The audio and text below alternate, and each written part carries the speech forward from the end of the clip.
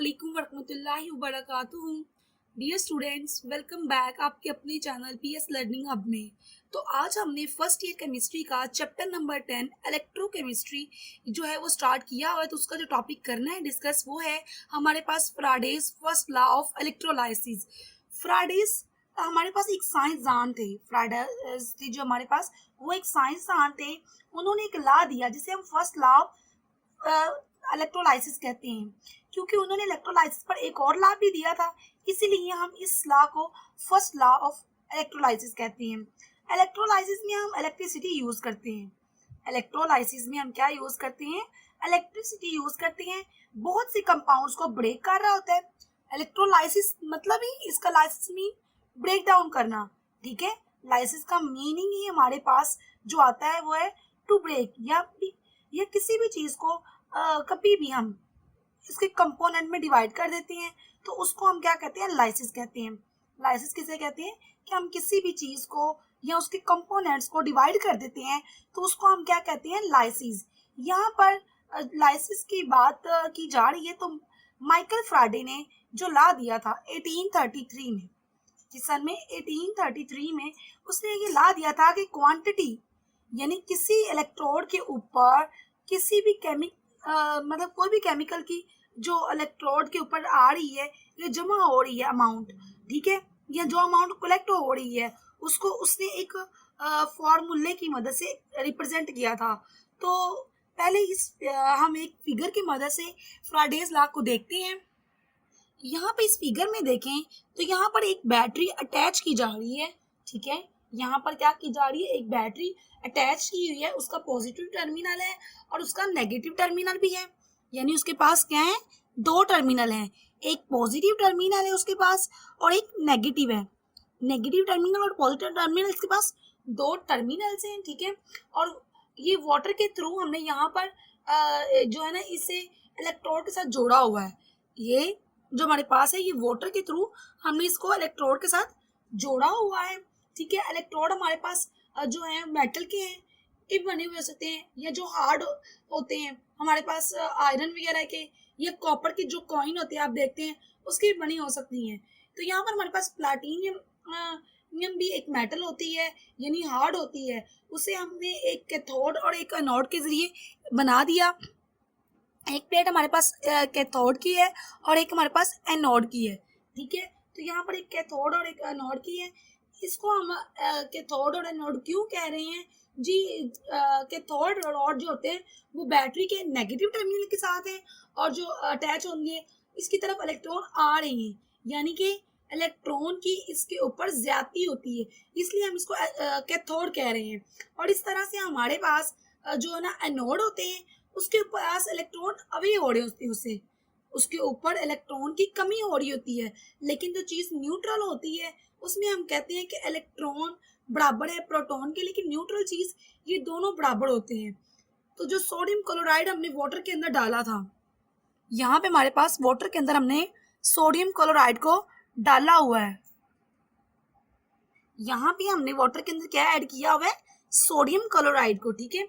हमने sodium chloride को यहाँ पे ऐड किया हुआ है। तो बेसिकली वाटर जो है वो ब्रेक होंगे, ठीक है। वाटर जो है यानी H2O वो क्या होगा? ब्रेक होगा, ठीक है। वाटर हमारे पास क्या होता है? H2O, वो ब्रेक हो जाएगा, यानी H positive plus OH negative, ठीक है।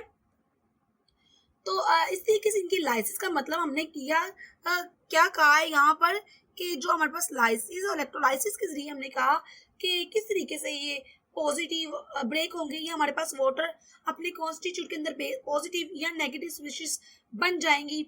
एक हमारे पास H पॉजिटिव बनेगा और एक हमारे पास क्या बनेगा? हाइड्रोक्सल यानी नेगेटिव बनेगा।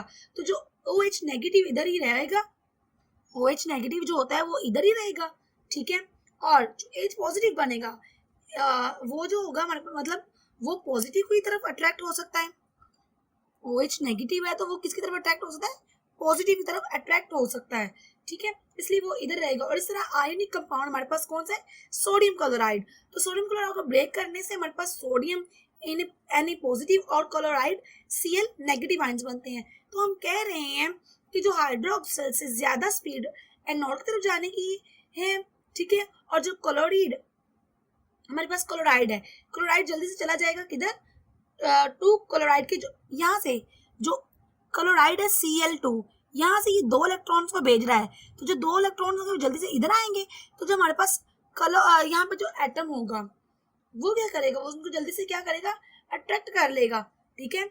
यहाँ से 2 इलेक्ट्रॉन जो दे रहा है वो क्लोराइड है, क्लोराइड के 2 इलेक्ट्रॉन वो दे रहा है, तो क्लोराइड की और वो ऊपर मूव करना शुरू हो जाएंगे, ठीक है। तो यहाँ पर 2 एटम्स मिलकर क्लोरीन गैस कलेक्ट करना शुरू हो जाएगी।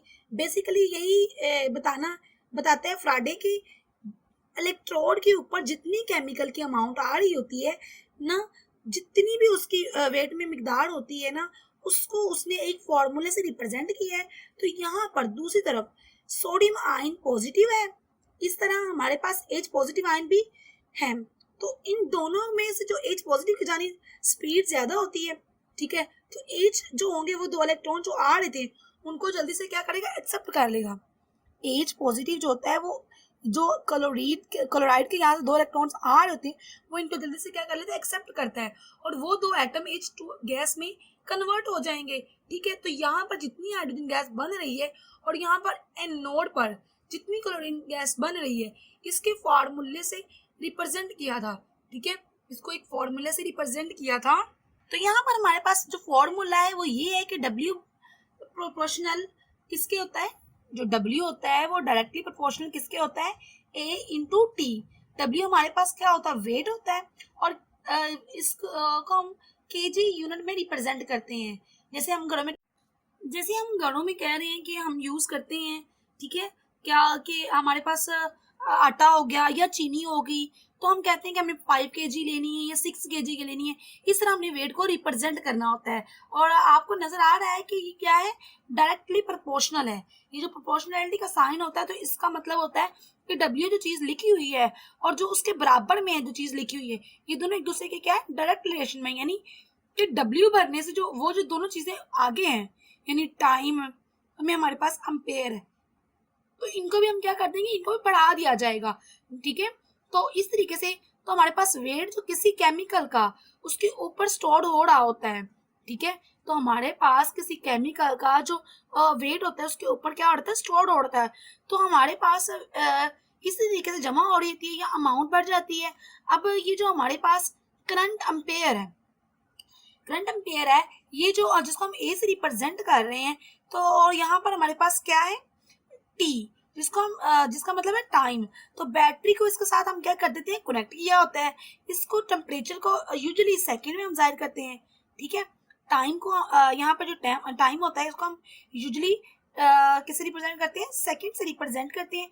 तो जो हमारे पास कुछ सिंबल हैं जो हम यूनिट के तौर पर इस्तेमाल करते हैं, वेट के लिए हम केजी इस्तेमाल करते हैं, ठीक है। तो सेकंड उसको हम सेकंड में रिप्रेजेंट कर रहे हैं। तो W जो है हमारे पास, इसको हम इक्विवेलेंटली के यानी जो साइन A है उससे जाहिर कर रहे हैं, और टाइम के लिए सेकंड है तो जो चेंज कर देते हैं हम साइन को, तो हमारे पास एक यूनिट जो हम लगा देते हैं, यहाँ पर कोई एलिमेंट या अल्फाबेट लगा दें जो प्रोपोर्शनैलिटी के साइन को जो हो वो यहाँ से खत्म कर दे। तो यहाँ पर हम Z लगा देते हैं, ठीक है, Z लिखते हैं ना, और A और एम्पायर T, और ये जो हमारे पास W जो है हमारे पास Z के बराबर है, और इसके इक्विवेलेंट इसको कहते हैं केमिकल इक्विवेलेंट। क्या कहते हैं, केमिकल इक्विवेलेंट। इलेक्ट्रोकेमिकल इक्विवेलेंट का से नाम ही बता रहा है कि हम इलेक्ट्रिसिटी के बारे में बात कर रहे हैं, यानी केमिकल जो इलेक्ट्रोड के ऊपर स्टोर हो रहे हैं।